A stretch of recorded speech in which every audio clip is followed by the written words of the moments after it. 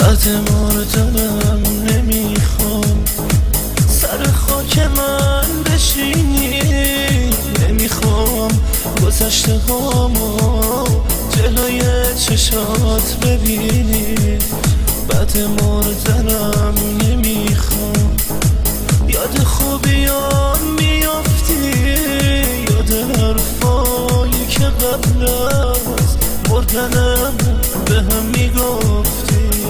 نمیخوام عشقای چشمات بریزه به روی گونم، تو نفهمیدی دل من شده عاشق و دیوونم.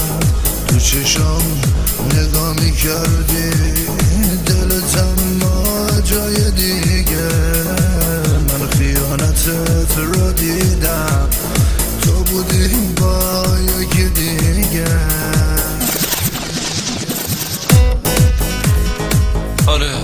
آره تو راست میگفتی، باید برم خودمو بکشم و بمیرم. واسه چی؟ واسه اینکه پول ندارم، مثل تو ثروتمند نیستم. باشه ولی بدون منم خدایی دارم، چوب خدا هم صدا نداره.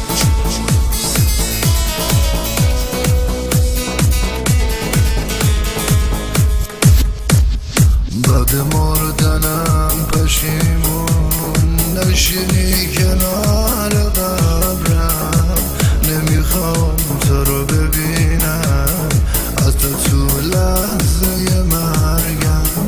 بعد مردنم نمیخوام حتی اسممو بیاری، آب عکسمو میونه داغشه دلت بذاری. بعد مردنم نمیخوام یاد خوبیام بیافتی، یاد حرفایی که قبل از رفتنم بهم میگفتی. بعد مردنم نمیخوام حتی اسممو